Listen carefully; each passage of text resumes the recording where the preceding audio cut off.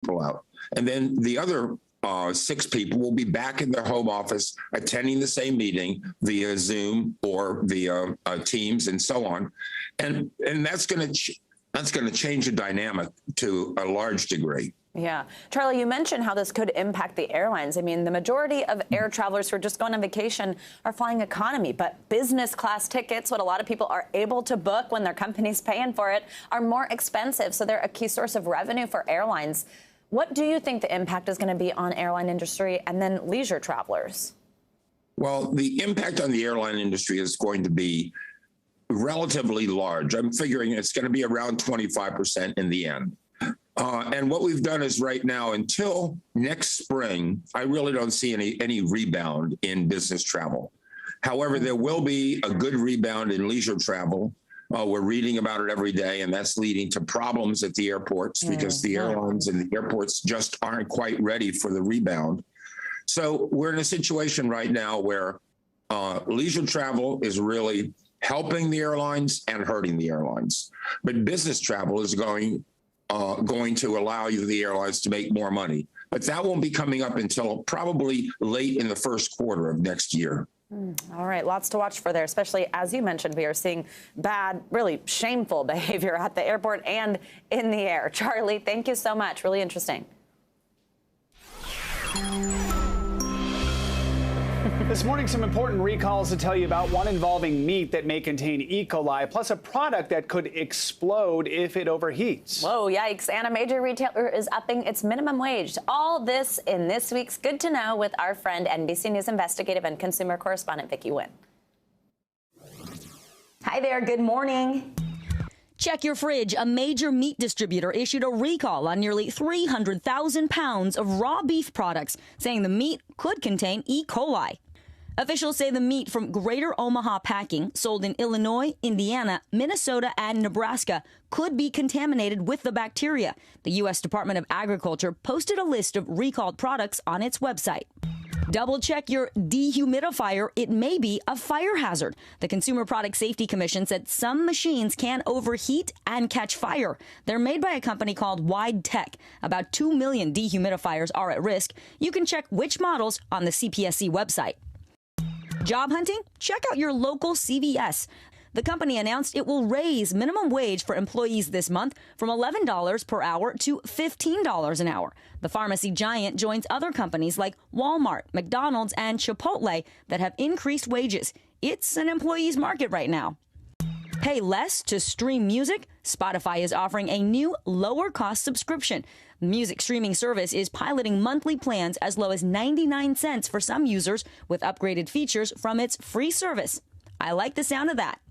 For News Now, I'm Vicki Nguyen, and that's Good to Know. It always is. Time now for our CBC Money Minute. Biggest financial headlines of the day and why they matter to you. CBC's Bertha Coombs is with us. Hi, Bertha. Hi, Joan, Savannah. If you've flown Spirit Airlines this week, it's been a rough week for you. And the CEO of that airlines is apologizing for what's been a week of cancellations that's upended plans for thousands of people. The low-cost carrier has canceled more than 1,700 flights since Sunday.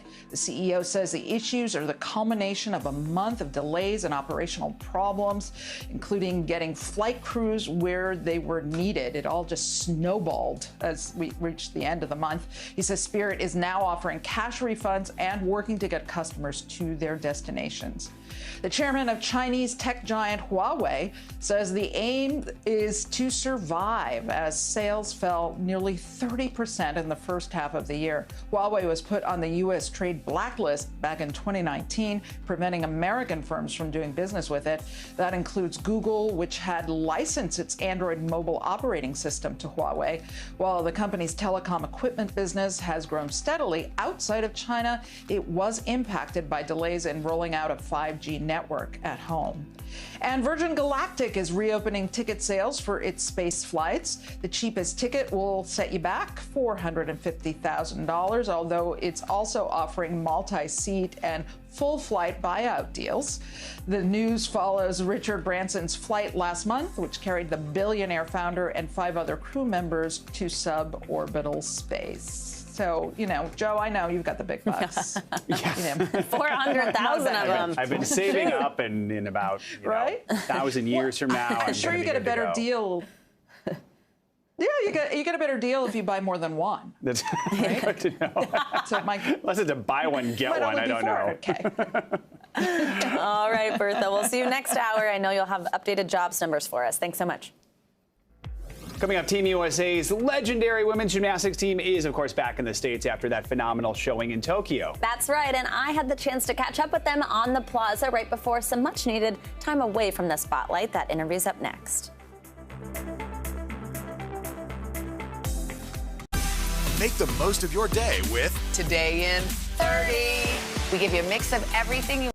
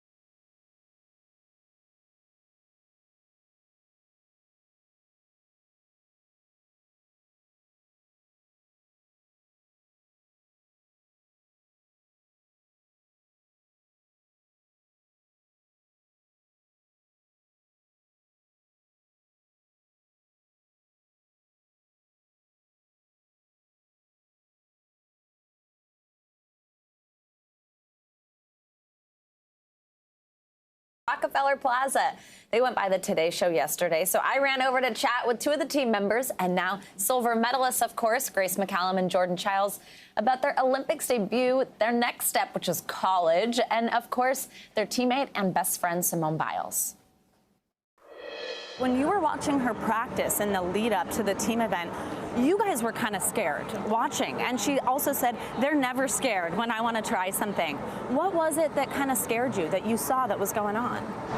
She just wasn't doing her normal gymnastics. Like, we know, I don't know, like how good she is normally, and to see her make the little mistakes that she normally doesn't do, we were just a little concerned. Yeah, they were just very uncharacteristic things that she doesn't do, so it was kind of like us deep down, we're like, oh no, like this is kind of, it like sucks that it's at this moment in time. But I know you have such a special relationship with Simone. Your whole team does, of course. But I know at one point you had said that you kind of checked out from the sport, and Simone was a big part in getting you back in that. Tell me a little bit about that and what it was like to watch her go through the experience that she did this Olympics. Like you said, yes, she did bring me back to the sport, which was the most amazing thing I think I could ever have asked for. Seeing what she went through was definitely kind of devastating for me, because it's like she's worked so hard and she's not a quitter. And I do have to say, like, I was there for her. I supported her through every single bit, and I couldn't ask for a better friend. What was it then like to have her cheering you girls on? It meant the world to us. I mean, I think it really just was reassuring going into the rest of the meet, knowing that she had our backs and she knew we could do it. Yeah, absolutely. And you did it. Yeah. Look at these medals. You girls are world superstars now. You are Olympic medalists, and now you're going to college. Yeah. What is that going to be like? You're UCLA, right? And you're University of Utah? Yeah. I mean, first, just what are you excited about just to go to college? I'm just excited to, go on a whole new journey and experience new things. It's going to be a cool experience. I mean, a lot of us, we're definitely going finally back into the collegiate athlete world, and we're not going to be in this elite world. And so, yeah, it's going to be fun. But what about Paris 2024? You would have to wait and see. Yeah. I mean, it's something that we're probably thinking of. I mean, but definitely taking it into consideration. Yeah. How much time will you get to spend together now that that experience is over? Well, three of us are going to see, four of us actually, all four of us, except for Simone, we're all probably going to pass each other like at meets and competitions. And three out of the four of us are in the Pac-12. Yeah. So we'll see each other more. So it's going to be interesting. I mean, it's going to be weird that we're going to be like, hey, like, we're at this little meet. Like, what you doing? Long time no see. No, you are the team we need, and now you're going to be separated. I'm sure your teammates are excited too to have you joining. Yes, I'm pretty sure. I've gotten so many texts from me them. too. Oh my God. They're like, oh my gosh, you're coming. Oh, finally. It's like, oh my goodness. When you look back, what's your biggest takeaway? I'm just so thankful that I got to experience this. I mean, not many people do. So I feel really honored. Yeah, I had so much fun. Yeah, I would say the same. I mean, I think it also teaches a lot of people that no matter what happens, As we were saying, shipping all of our jobs and factories to China was a bad idea.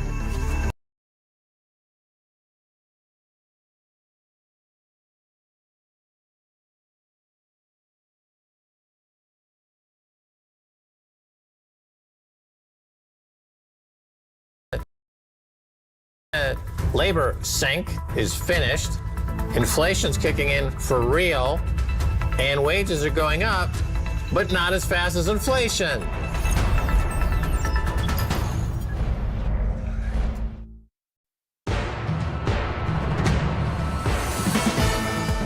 An act of retaliation. That's how the wife of Marty Gutfeld has described news the imprisoned US cyber activist has been denied access to his lawyer. She says it's because he's tried to expose mistreatment in the prison. There's a woman there, Bureau of Prisons attorney, who's blocking his calls. The timing works out with when the last article ran at RT exposing what she's doing there and what's going on at the prison. Italy temporarily exempts citizens of neighbouring San Marino who've been jabbed by Russia's Sputnik V vaccine from needing COVID passports. The vaccine's still not recognised by the EU, despite proving its effectiveness in the small European nation. RT spoke exclusively with its health minister. We have some data that guarantee us of the efficiency. We are closer to 100% of efficiency. And anger boils in France after the Constitutional Court there rules that a new law requiring the public to hold a health pass to get into restaurants, cafes and even hospitals is legal.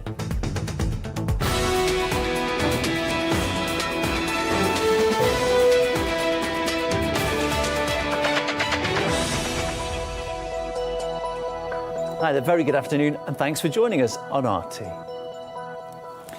An imprisoned American activist who's serving time for hacking claims he's been denied access to his lawyer shortly after an article he wrote was published on RT's website.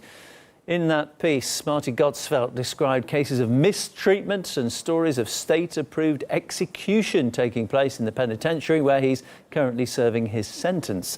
The prison claims restrictions were placed on phone calls to inmates due to changes in COVID policy, but the activist's wife is sure his article is the real reason. There's a woman there, Bureau of Prisons attorney named Catherine Seerveld, who's blocking his calls. She's asking for an immediate court deadline to allow an attorney call. But meanwhile, other prisoners who have no such deadlines are having calls. I think that the timing works out with when the last article ran at RT about exposing what she's doing there and what's going on at the prison. I think it's an act of retaliation because it's only against Marty and not against other people. She's also doing other things like opening his legal mail outside of his presence. She's delaying his legal mail, and sometimes the mail disappears altogether and never makes it to the attorney. Marty Gottsfeld is a former computer security expert. He was found guilty of cyber attacks and sentenced to 10 years in prison after taking down the network of healthcare facilities back in 2014. Gottsfeld claims he was motivated to expose abuse and medical kidnapping in Boston Children's Hospital. But the prosecution argued the hack put the lives of children at risk. His actions exposed a months-long custody battle between the parents of 15-year-old Justina Pelletier and the hospital. The teenager in question was initially diagnosed with a rare blood disorder, but Boston Children's Hospital later upgraded that to a mental condition. Justina was forcibly separated from her parents, who were accused of medical child abuse. Her parents claim misdiagnosis and a subsequent lack of proper medical care resulted in their daughter losing the use of her legs. The girl was eventually reunited with her family after a public outcry, but Marty Gottsfeld was arrested and prosecuted for the hack. His wife, Dana, says drawing attention to the case of Justina was a matter of life and death. I think it was honestly a matter of life and death for Justina. She had already been there for almost a year, and her parents went to the media and said, "We're afraid our daughter is going to die." And they just asked for help from anybody. I don't think that we would have gotten involved. Marty would have gotten involved the way he did if it wasn't a life and death matter. Justina had already become paralyzed. They'd already caused Justina to become paralyzed below the hips. Her parents weren't really allowed to be involved in medical decisions. I don't think anybody wanted it to get to the lengths that it got to, but, she's alive. She's back with her family. She's trying to recuperate and recover from, a year of torture. I don't think that anybody regrets it. I think that, as we heard at Marty's sentencing, his biggest regret is that he didn't act sooner. We've contacted the US Department of Justice for comment. We'll be closely following the story and bring you any developments. Italy has temporarily exempted residents of San Marino from needing COVID passports, which only recognises EU-approved vaccines. The tiny country sits entirely within Italy's borders and has almost completely immunised its adult population using Russia's Sputnik V shot. But that jab's still not been given the green light by Brussels, leaving many locals stuck at home. Earlier, we heard exclusively from San Marino's health minister. Our Green Pass is recognized from the EU, but only for the people in San Marino vaccinated by Pfizer.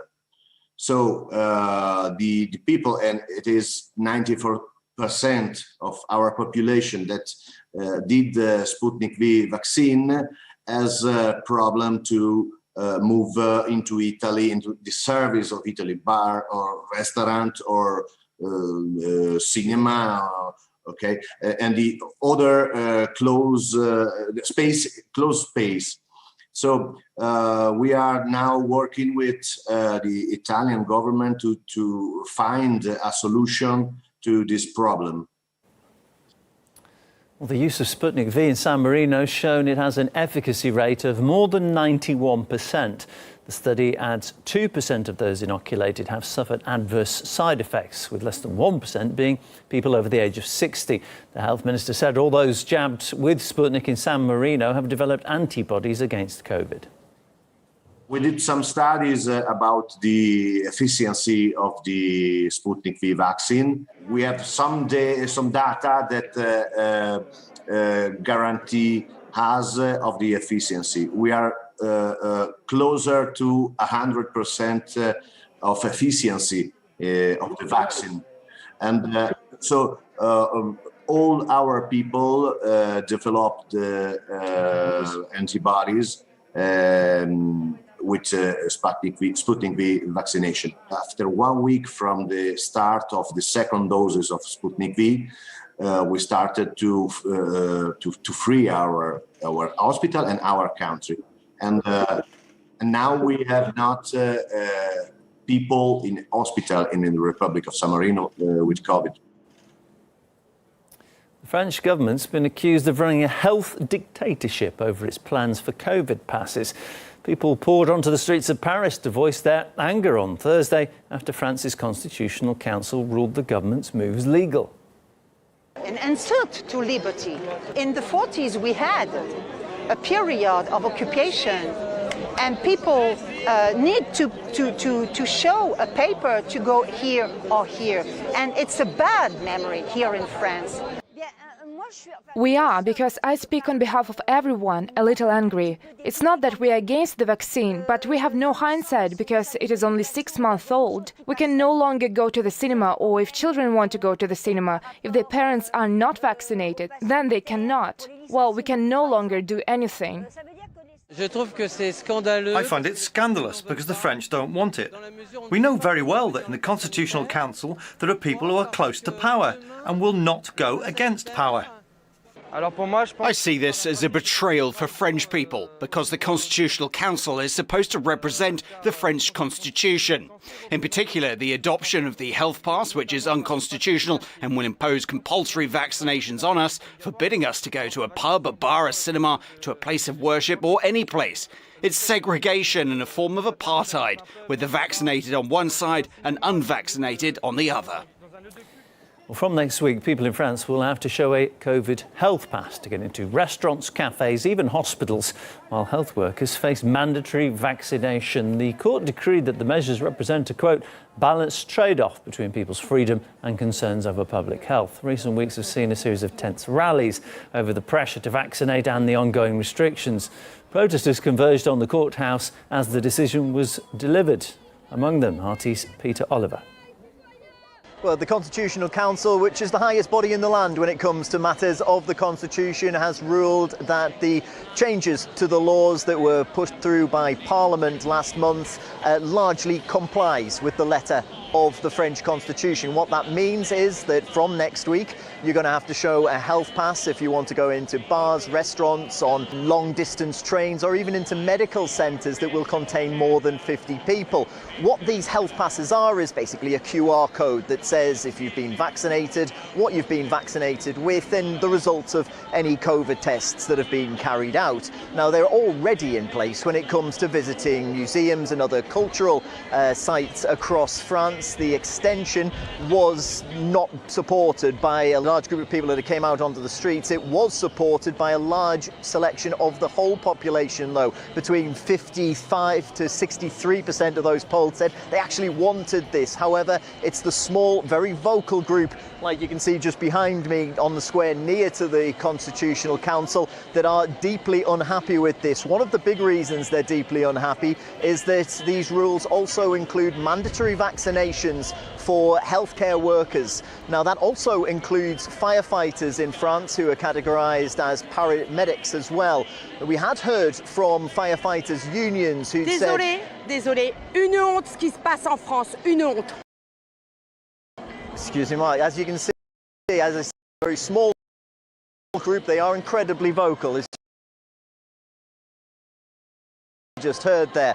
Back to the firefighters, though, and what the firefighters' unions have said is that had this gone through, they were talking about strikes as soon as Monday. We're going to have to wait to see what their response to this is. Now, it was talked about being largely compliant to the French constitution, the raft of rules that went through. What wasn't supported by the Constitutional Council was the idea that people on short-term contracts who refused a vaccination could have their contracts terminated. Also, that they could be forced into mandatory quarantines, mandatory self-isolation. That wasn't approved by the Constitutional Council, but for the main part, it has gone through. There will be new rules in place. We have seen the last 3 weeks unrest across France, small scale in some places, but over 200,000 people out on the streets of France last week. We're expecting even more to come out this Saturday, both across France and here in Paris.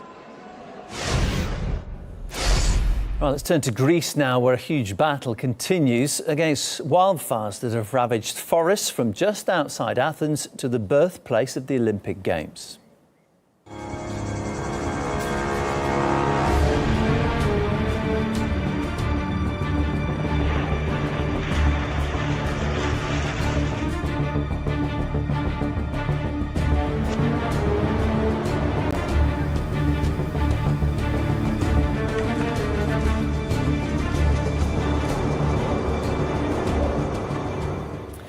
One of the main hotspots is the island of Evia, where fires have destroyed as many as 150 houses and forced the evacuation of villages.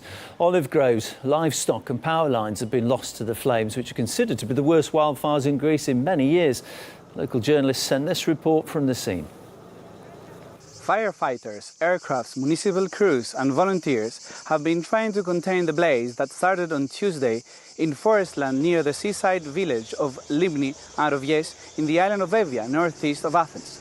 Authorities believe to be making some progress in the early hours of Wednesday until a shift in winds reignited the fire and scattered it in different directions. We are standing next to the village of Skepasti, where inhabitants are scared for their properties since the fire right behind us is a few meters away from their houses. The situation has become worse since airplanes and helicopters have not been flying in the area since they were redirected to another fire front like that of ancient Olympia, the house of the Olympic flame. According to authorities, the lack of winds has helped, but the extreme temperatures attaining 45 degrees centigrade have worsened the situation altogether. Most of the villages of the area have been evacuated.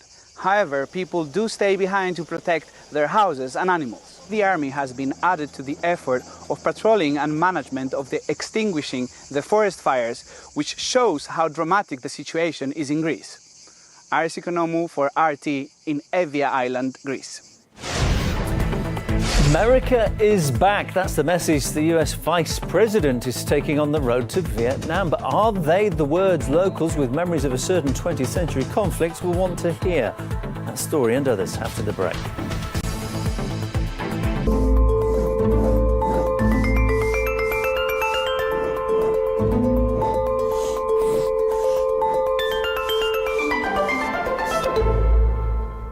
Max Kaiser's Financial Survival Guide. Look, Stacy, here's my gold. I'm going to store it safely at the Federal Reserve. Are you sure it's still there? Are you going to get it back? Oh, heck yeah. Oh, heck no. What's this, a repatriation scheme? What do we get the rest, in 7 years? Don't let this happen to you. Watch Kaiser Report.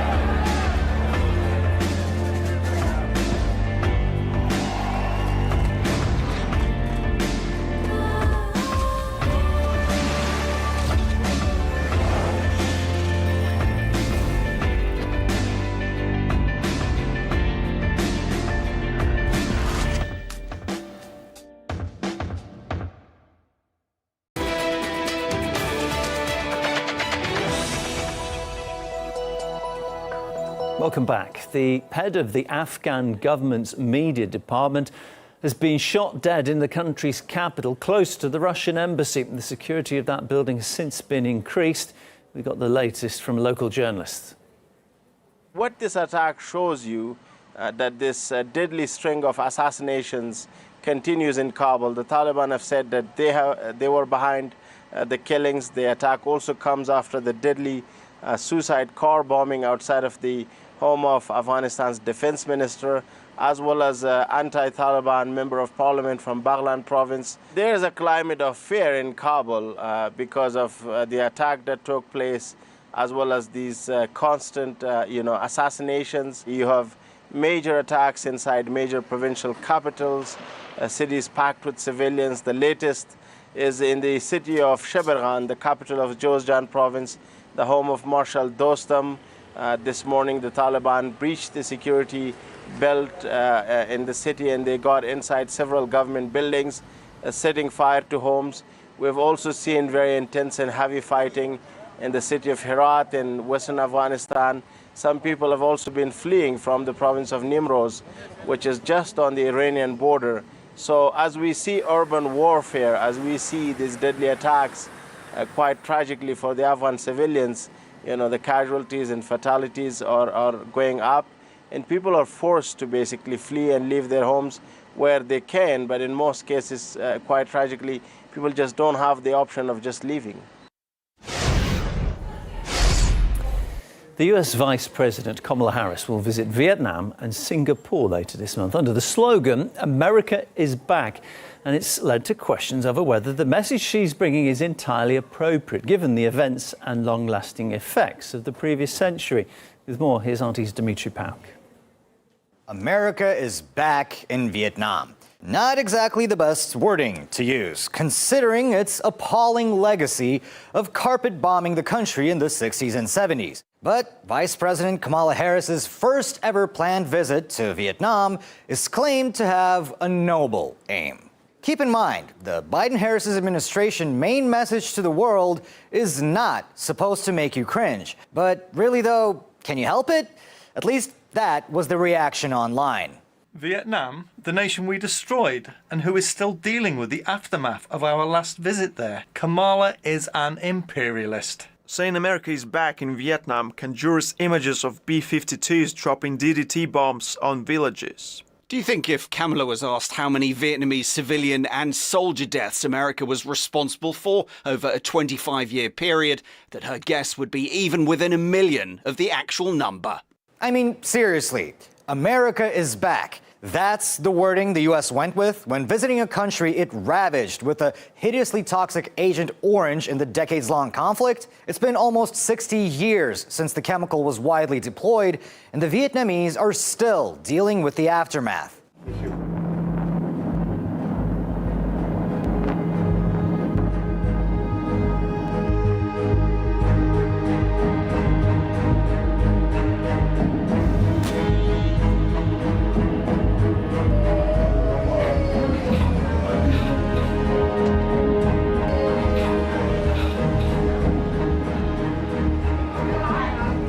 That's all despite the assurances by Washington and Hanoi of their cooperation to clear up the horrific effects. It is necessary to continue to mobilize resources to accelerate the progress of dioxin decontamination in Bien Hoa Airport area. Seek more appropriate methods to provide medical care and employment for victims of Agent Orange dioxin in Vietnam. Vietnam has certainly not forgotten. Countless people are to this day living with the consequences of the atrocities the U.S. committed during its campaign. What the United States government did to Vietnam over 50 years ago. We all know what the United States government did in that country. That war was horrifyingly brutal against the Vietnamese people. The United States was responsible for committing atrocities every single day during that war. Not only the Vietnamese people, but the Laotian people and the Cambodian people. I mean, we committed mass murder in those three countries on a daily basis. And really, sending Kamala Harris, That's just adding insult to injury. So far, her track record hasn't been all that great. Some would say it's been disastrous. Her most spectacular failure so far being the U.S. southern border crisis, a task she was specifically appointed to handle. Yet it took her months to even visit the scene. Joe Biden and Kamala Harris screwed this up. And let's not make the pandemic worse by making this crisis at the border even worse than it already is. It's been a month since Biden border czar Kamala Harris hopped off of her jet for 90 minutes for a photo shoot near the border, which she dubbed as a southern border visit, and still nothing has changed. Sending in the least popular person the U.S. administration has to such a painful spot as Vietnam is kind of sending mixed messages to those who still suffer. But either way, watch out. America is back. You know, I'm not sure the intricacies of what Kamala Harris is supposed to accomplish there.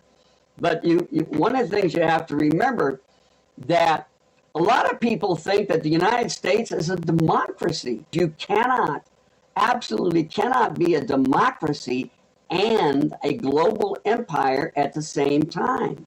Because the United States goes into third world countries and we destroy their democracy so we can exploit them. That's what we do. The World Health Organization wants wealthy nations to temporarily forego giving out COVID vaccine booster shots so that poorer nations can get those supplies instead. The initiative has faced strong opposition, though, from the US, which says it's already provided enough medical help to other countries during the pandemic. We need an urgent reversal from the majority of vaccines going to high-income countries to the majority going to low-income countries. WHO is calling for a moratorium on boosters until at least the end of September. We feel that it's a false choice and that we can do both. We hit an important milestone of over 110 million vaccines donated to the world. We also, in this country, have enough supply to ensure that every American has access to a vaccine. Well, data suggests that nearly a third of the world's population has received at least one dose of a COVID vaccine, with the majority of those inoculated living in higher income countries. But although around 42 million doses are administered around the globe every day, only 1% of people in poorer nations have received a shot. My colleague Saskia Taylor got reaction from our guests. Isn't it almost natural that countries will always provide for their own before helping others? Yes, it is. But I think what's particularly unnatural is they are also protecting the monopolies of their big pharmaceutical firms. So it makes sense they want to vaccinate their own people, but to forcibly limit the supply, to only allow Pfizer or Moderna to produce these successful vaccines, we need to flood the world with safe and effective vaccines for everyone.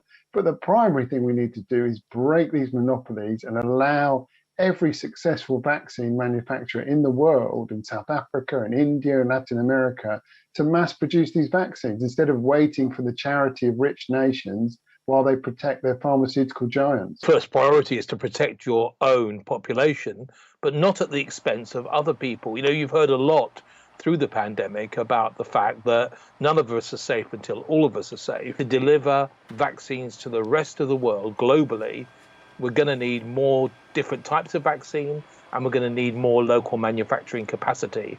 And that's indeed what the rich countries should be supporting.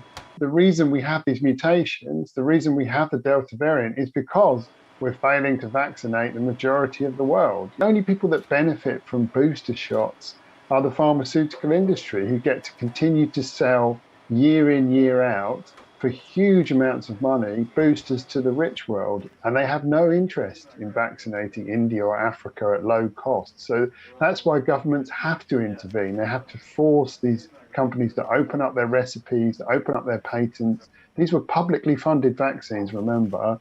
Immunity does wane, and we need to have vaccines that are covering the potential variants that might be vaccine resistant. But as Max so rightly says, you know, one of the issues here is that if we don't vaccinate the rest of the world, then we are going to have booster vaccines. And so it's a cyclical thing. What's important here, you know, is that we diversify the number of vaccines that are available. There are already a number of different vaccines approved across the world, and we should be focusing on improving the manufacture and distribution of those vaccines. We've created 9 new vaccine billionaires in the last 6 months. The shareholders of Pfizer, Moderna are making more money than they could ever dream of. Meanwhile, we're failing to vaccinate billions of people. That is appalling. It's an appalling failure on the part of rich countries, appalling failure on the part of pharmaceutical companies. Okay, let's finish by rounding up some of the global news stories for you. A wildfire that's been raging for 3 weeks has now decimated a tiny California mountain community, levelling most of its historic downtown area and razing blocks of homes. Aided by tinder-dry vegetation and fanned by strong winds, the Dixie Fire, as it's been named, tore through Greenville. Buildings there dating from the gold rush era were completely destroyed, along with a school, gas station, church, hotel and museum. Residents have been told to leave the area, along with those in another tiny mountain community, Taylorsville. Wildfires are also continuing to prove a problem in southern Turkey. They've now spread to the Goluk Plateau, where herds of wild horses famously roam. People are demanding immediate help from the authorities to protect the animals and also safeguard remote villages in the mountain valleys.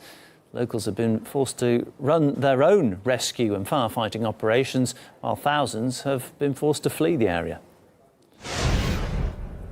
And hundreds of protesters have taken to the streets of Melbourne as Australia's second largest city entered its 6th pandemic lockdown after new COVID cases were reported. The statewide lockdown in Victoria will last 7 days, with people only allowed to leave their homes for a handful of reasons, including exercising, grocery shopping and getting vaccinated. And that brings you right up to date. Appreciate your company. Don't forget, we have lots more stories covered on our website, and you can check them out by heading to rt.com.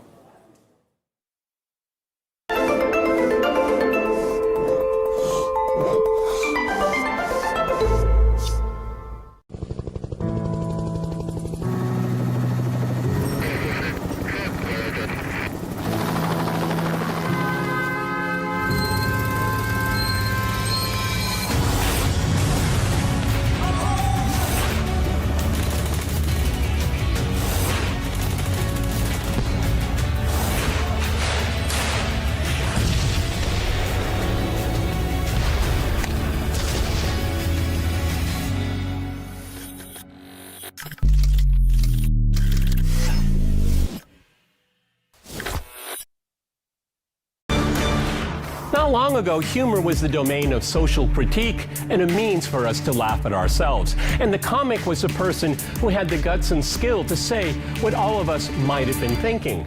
This is no longer the case. It would seem now humor is just another political weapon. And you know, it's not very funny.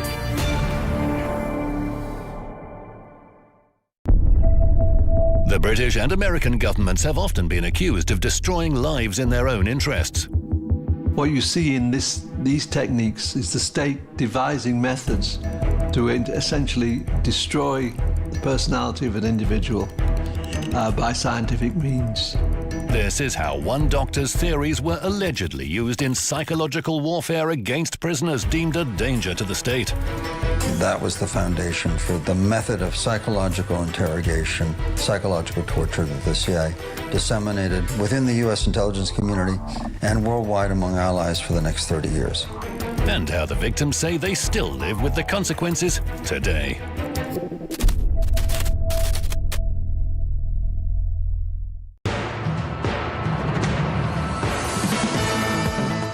Hey everybody, I'm John Huddy, filling in for Scotty Nell Hughes. Welcome to the show. Israel, Lebanon, and Iran. Dangerous new developments in the Middle East.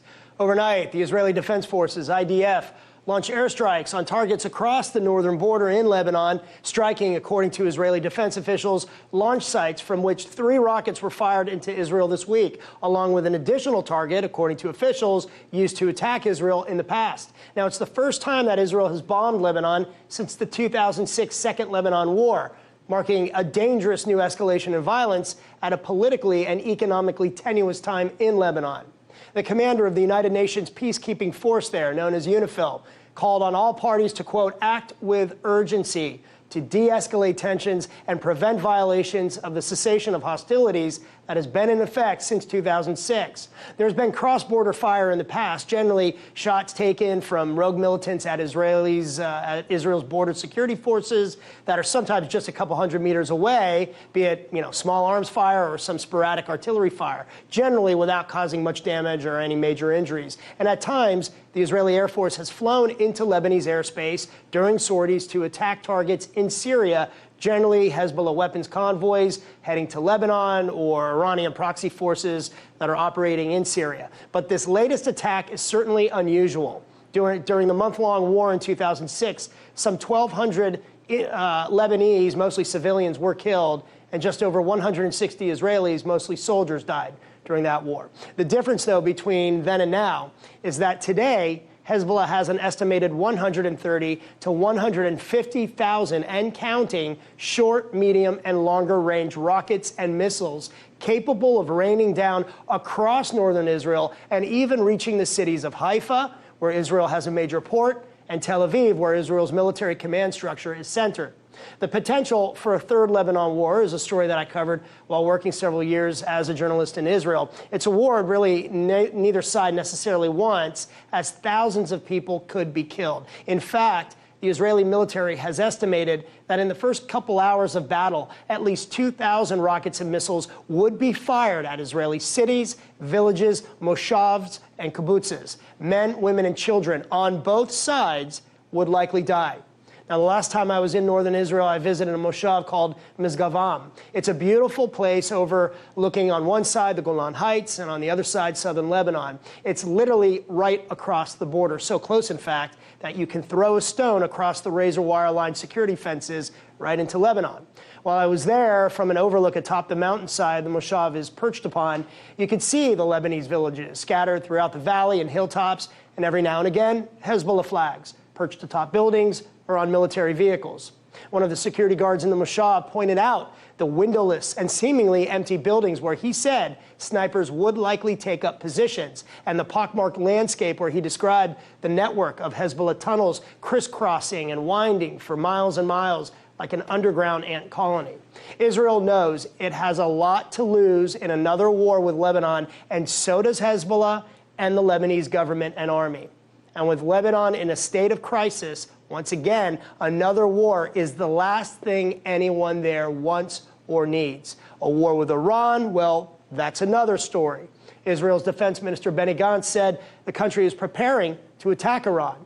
Gantz said Iran is only about 10 weeks away from acquiring weapons-grade materials necessary for a nuclear weapon. It's unclear what evidence Israel has proving this, but Gantz said Israel is ready to strike Iran when or if needed, while also calling on the international community to respond to the threat, adding, quote, "We can't tag Iran as solely an Israeli problem and absolve the rest of the world from this issue."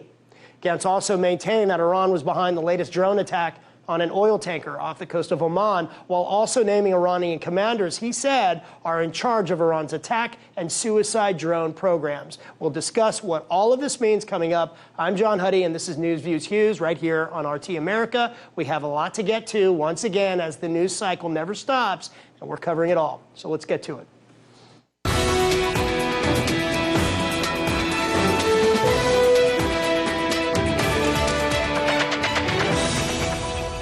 All right, Israeli Defense Minister Benny Gantz, who I just mentioned, adding to the comments from him I mentioned earlier, said that now is the time for deeds.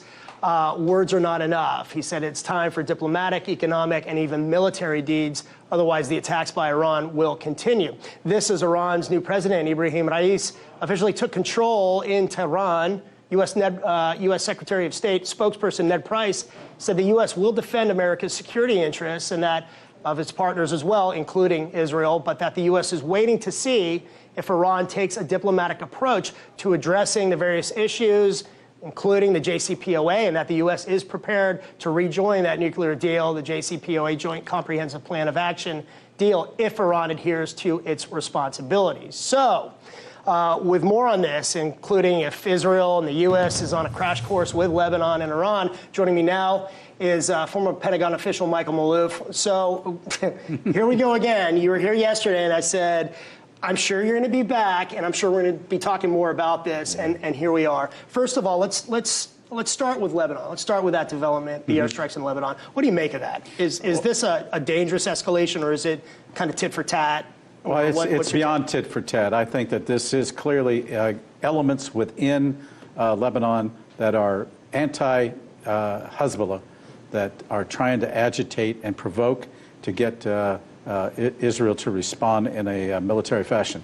Anti-Hezbollah. Anti-Hezbollah. Yeah, because that's interesting, and we touched upon this, because even Israel, the IDF, was kind of pointing fingers at Palestinian, rogue militants. Well, yeah, I'm hearing that these are Sunni-led groups from Palestinians to gypsies who have their own grievances especially with Hezbollah, and they want, and many of them are being coaxed on by European and American NGOs. Now, what would be the reason for that? Break that down. Because they support the Sunnis.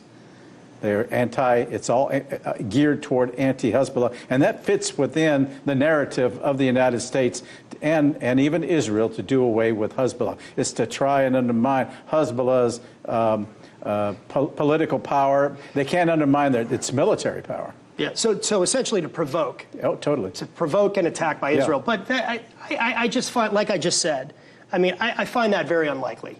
Because the what's stakes unlikely? That Israel would attack, that Israel would want to get into another war, a third war. That's why they were very careful. They knew who had launched those missiles, and that's why you're not going to see Hezbollah attack or take the initiative on that like they did back in 2006. Yes, right. They're not going to do that again. They learned their lesson. That would be a catastrophe for both sides. But I will say this: that if there is an attack by Israel on Lebanon and on Hezbollah, or even on Iran, Hezbollah will react. Yeah, and that's detrimental. Well, it's not going to only be. It's not only going to be Hezbollah and other Shia. It'll be other Shia groups. I'm told by people there, you can count on about 1 million Shia from all countries coming in. Oh yeah, and that's another part of that is that a third Lebanon war, and let's pray to God nothing like that we're at the happens. precipice. We're at the precipice, but that would not only be a war between Israel and Hezbollah or Israel and Lebanon, it would be a multi-front war. Oh, it would involve Syria. That's right. It would involve, of course, Hamas in Gaza. It would involve Palestinian It would Islamic inflame the Jihad, entire Middle East. Fatah. It would inflame the entire Middle East. Yeah. So with that, let's shift to Iran. Okay, we covered that one. We took care of that problem. Well, we can get back to it, but let's talk about Iran and what Benny Gantz said. Yes. What does that mean? Is that Israel just kind of with the tough rhetoric, the tough talk? This time I don't think so. Forth? This time I don't think so. And what do you mean by that? They're watching Iran's nuclear development program, and I think that if the talks fail, and there's an increasing likelihood of that, then all of the enriched uranium could be upgraded even further to the 90% level, which is weapons grade, and that's which is the red line for Israel. And totally. Israel's always maintained that red line. And they've already promised that is their red line. That then they will attack. Israel has come in and asked for all different kinds of weapons because they're in support of, and they want weapons that has never been given to them before, which suggests to me they are laying the groundwork for a direct invasion, going on their own. What would that look like? Because look, we both know, and as I've reported on the show, Israel has launched attacks. Israel has hit consistently, more than we even know, Iranian proxy forces in Syria. But that was in Syria. The U.S. as well, the U.S. in Iraq. But it was very limited, very limited in nature. So what would an attack on Iran look like? I think if it's a direct military attack on Iranian soil, then that's it. And but how would that attack unfold? That would be Israel launching air and missile strikes. Yes, but they have and they're going to require assistance, particularly from Saudi Arabia, because of the distance of the between the two countries. So that means they're going to have air refueling if they go that route, or they may have to use missiles. It would be a very complicated undertaking on their part. It would be a regional conflict. Oh yeah, totally. And it will drag in the U.S. Yeah, what would the U.S., and I was just going to get to that, what would the U.S.'s involvement be? We'll be nudged into it once again because we have committed to supporting the security of Israel. So that means, that, given the scenario we talked about earlier, if the other Shia and Hezbollah then launch against Israel as a result of an attack on Iran, the United States is committed. What do you think, Rai? I mean, I'm not asking for you to speculate about what's going on in Raisi's head right now, the new president of Iran, but what do you think how do you think he's maneuvering right now? What do you think is going on? I think he's laying groundwork to try to get out from under the sanctions in a way that U.S. sanctions rather, won't matter. He will look more toward China, and he will try and develop the indigenous industries, because he's really the child of the IRGC, and they run most of the businesses, and it has allowed them to become self-sufficient in many ways. So they'll just look eastward instead of westward, even though they'd like to have the sanctions removed so that they can have access to Western technologies, but they can find alternatives, frankly. Well, you mentioned China. I wonder what Russia's response would be if a regional conflict breaks out. Well, they're going to get swarmed into this as well, because they put a lot of resources into Syria and to try and stabilize that country. Yeah. No holds barred. Yeah. We got to leave it there. Okay. For now. Okay, for now. We'll see you tomorrow. Good. I'll be around. Or next week, either way. All right, well, next week, people in France will have to show a COVID health pass to get into restaurants, cafes, and even hospitals, while health workers face mandatory vaccination requirements next month. It comes as the French Constitutional Council ruled that these moves are in fact legal. There have been rallies and protests against the new restrictions for several weeks, with demonstrators clashing with police.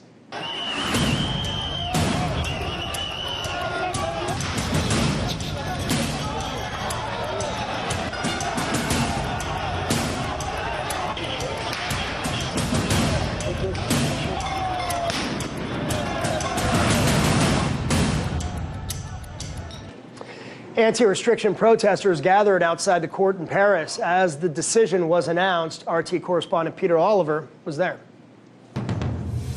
Well, the Constitutional Council, which is the highest body in the land when it comes to matters of the Constitution, has ruled that the changes to the laws that were pushed through by Parliament last month largely complies with the letter of the French Constitution. What that means is that from next week, you're going to have to show a health pass if you want to go into bars, restaurants, on long-distance trains, or even into medical centres that will contain more than 50 people.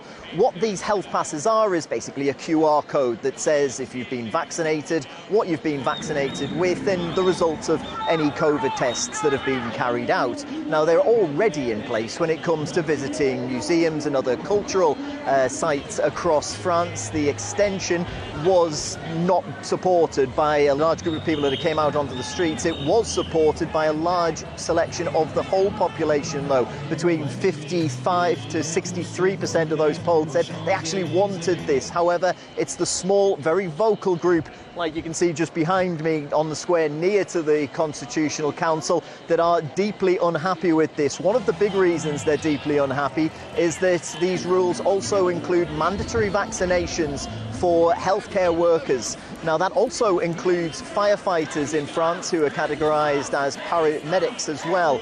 We had heard from firefighters' unions who said... Désolé, une honte ce qui se passe en France, une honte. Excuse me, Mike. As you can see, as I said, it's a very small group. They are incredibly vocal, as you just heard there. Back to the firefighters, though, and what the firefighters' unions have said is that had this gone through, they were talking about response to this is a vaccination could have their contracts terminated. Also, that they could be forced into mandatory quarantines, mandatory self-isolation. That wasn't approved by the Constitutional Council, but for the main part, it has gone through. There will be new rules in place. We have seen the last 3 weeks unrest across France, small scale in some places, but over 200,000 people out on the streets of France last week. We're expecting even more to come out this Saturday, both across France and here in Paris.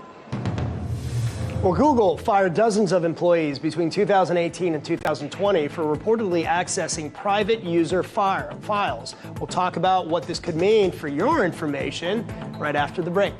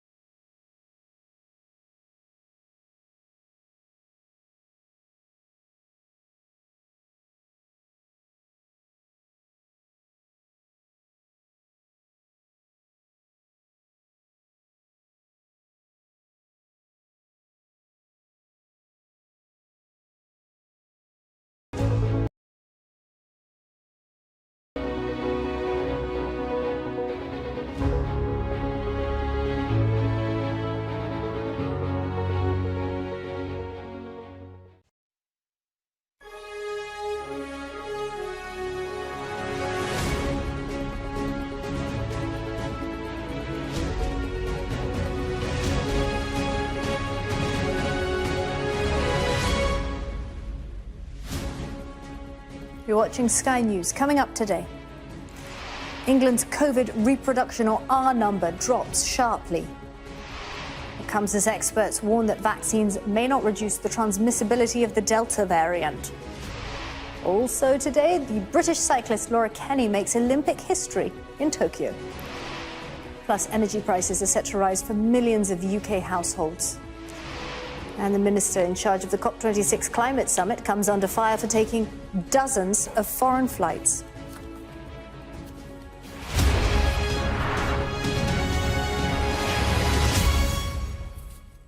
Good afternoon. England's coronavirus reproduction number, or R number, has dropped sharply and could now be below 1 for the first time in almost 3 months. But it coincides with a warning from Public Health England that vaccines may not reduce the transmissibility of the Delta COVID variant.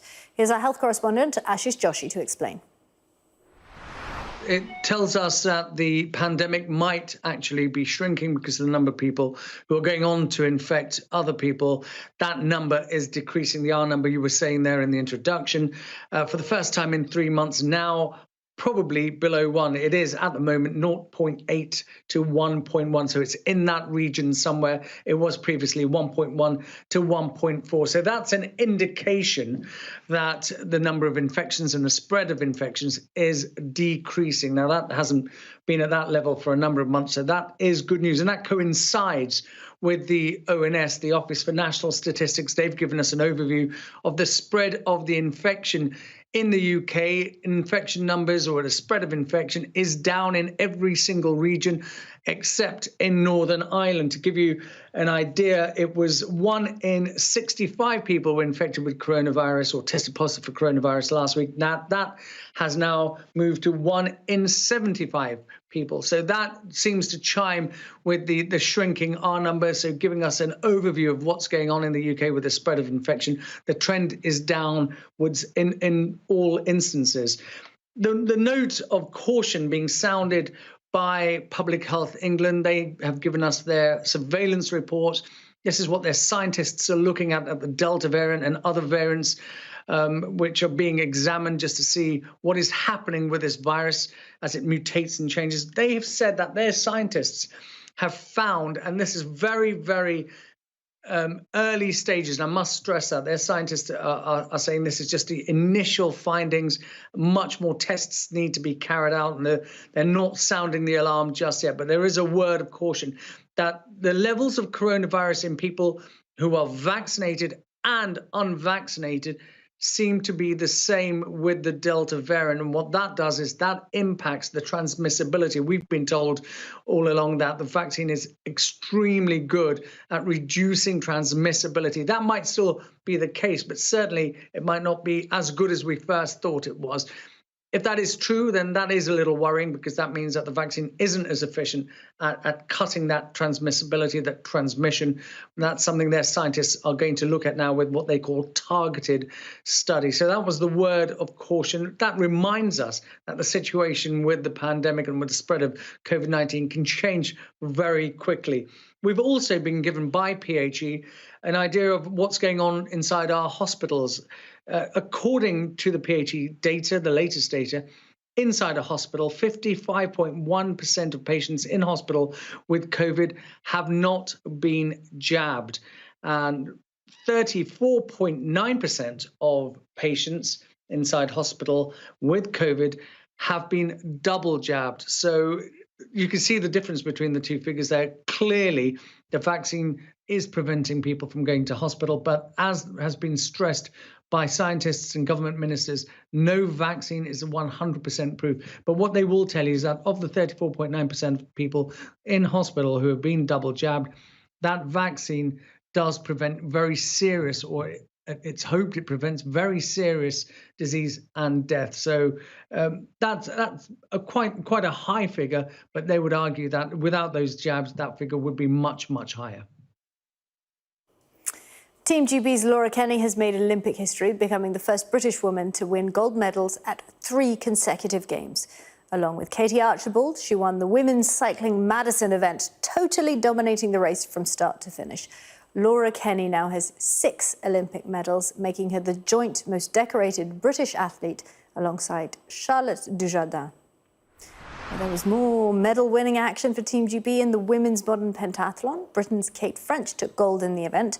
She was 5th place heading into the final part of the race, the laser run, but took a comfortable win to secure that victory.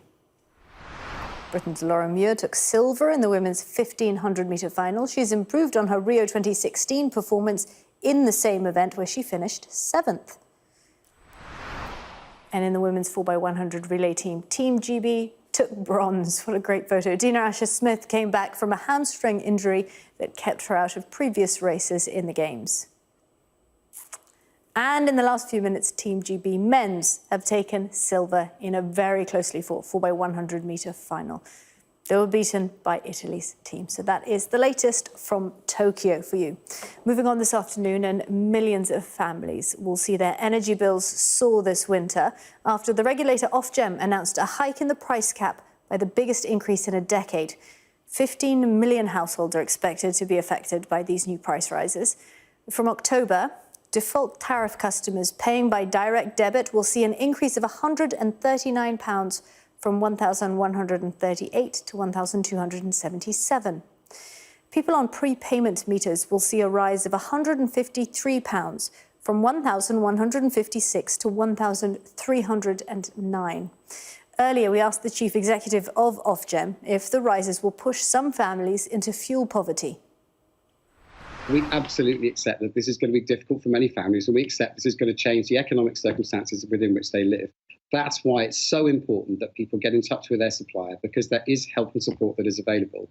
Ofgem have put in place really strict rules that tell those companies they have to treat their customers fairly if they're struggling to pay their bills. Sure. Now, 1 million people already are on affordable repayment plans because they're getting behind with their energy payments. Yeah. And equally, those companies should ensure you have access to the debt advice you need.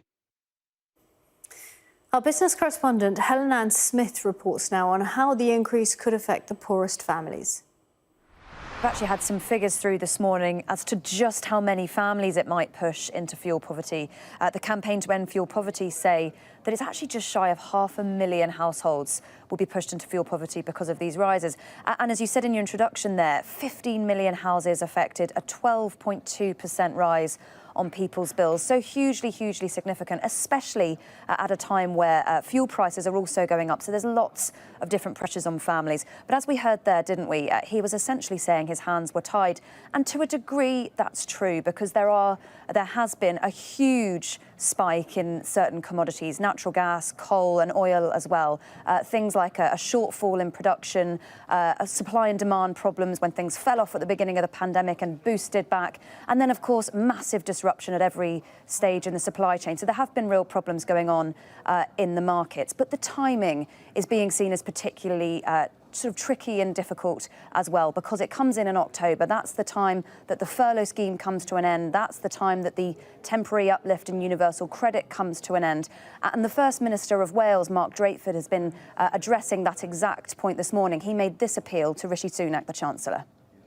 I make a direct appeal to the Chancellor of the Exchequer not to take away the £20 a week that the very poorest families in Wales have been able to rely on during this pandemic. The thought that those families are going to have to cope with higher energy bills and have £1,000 less a year to meet those basic bills, food, energy, the things that children need as they're growing up. The Chancellor has it in his hands to make sure that that doesn't happen, and I make that appeal directly to him today. Now, the CEO of Ofgem was at pains to suggest that there are things that people can do. They can look to switch tariffs, and they can call their energy companies to ask for support if they're really struggling, because the companies are bound by rules to listen and try and respect and treat vulnerable customers fairly. But the reality of the fact is, because of these wholesale price rises, most energy companies are likely to put their prices up, even if not to the full amount. They certainly are likely to raise them, and that means a very difficult winter for many families. Let's have a listen in now to the UN Security Council. They're having a special session on the situation in Afghanistan. What you're looking at now, she's the special representative of the Secretary General, Ms. Deborah Leon. She's briefing the Security Council on the situation there, and it comes as the Taliban shot and killed the director of the Government Media Center, just the latest killing of a government official by the Taliban as they gain ground across the country. Let's have a listen in. Mr. President, for the past 3 years, members of the international community, including members of this council and UNAMA, have dealt with the Taliban as a potential partner for peace. We have had numerous discussions with their political representatives in Doha aimed at ending the conflict and finding a true political consensus. Many of us have done this with some reservations, but with a relentless hope for the Afghan people. We have accepted this in the name of peace that ordinary Afghans so desperately need. There had been an expectation when the US Taliban deal was signed in February of 2020, you will remember, that we would see a reduction of violence.